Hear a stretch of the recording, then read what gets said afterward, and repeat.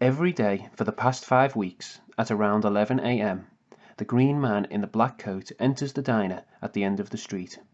The diner is adorned with a crooked sign that half resembles the name of the owner and half resembles a neon bright oil stain that drips down the fascia of the establishment, adding equal parts character and negligence. After walking over to the gumball machine just inside of the entrance and to the left of the laminated menu stand, he pulls out a shiny round coin from the side pocket of his Macintosh and rolls it into the vertical slot on the side of the scratched plastic spiraled contraption. He reaches down and twists the chrome overworked mechanism in a clockwise fashion, waiting just half a second on the third crank. Like a seasoned locksmith, he's sure that this subtle move is guaranteed to enhance his luck, and thus he will be fortuned with his favourite flavoured fizzy treat, the swirly purple cola sphere, speckled in white dust. He is yet to be successful in his quest for candied perfection. However, he is not discouraged. He will be back tomorrow to try again. He retrieves the light blue bubblegum flavoured ball of hardened sugar and drops it into the large round bin which sits beneath a faded photograph of a quarter-pounder cheeseburger with pickles and fries.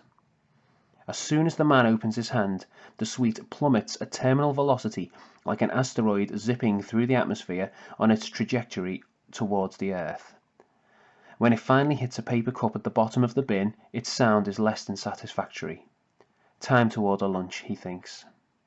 After sitting in his usual spot, not too close to the restroom and angled perfectly towards the exit of the kitchen, he waits for the waitress to approach him. "Same again?" she asks without making eye contact, much too tired after working late at her other profession the previous night. "Not today, thank you," the green man in the black coat replies. Poised, he leaves the waitress hanging for a second whilst he goes through the order in his head. "Today I would like 2 slices of toast, 1 white, 1 brown, a tall glass of warm milk, and a large plate of ketchup. And could I please have a yellow straw on the side of the tray?"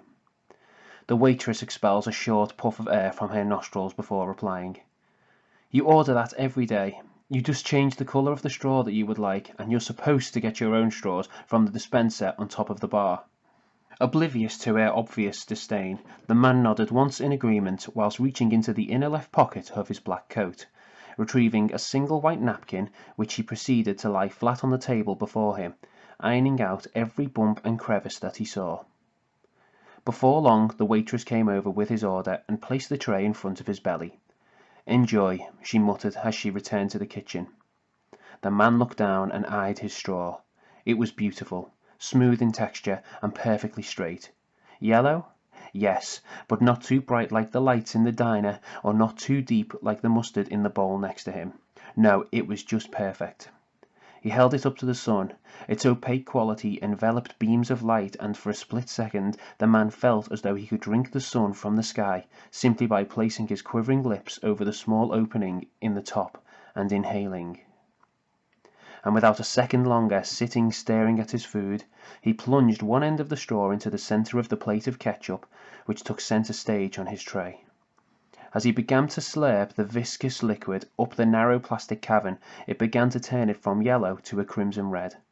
The sight of the transformation made the hair on his body stand to attention beneath his black coat. Every day the ketchup seemed to get better. The green man could imagine the chef in the kitchen working tirelessly to create the perfect ketchup just for him.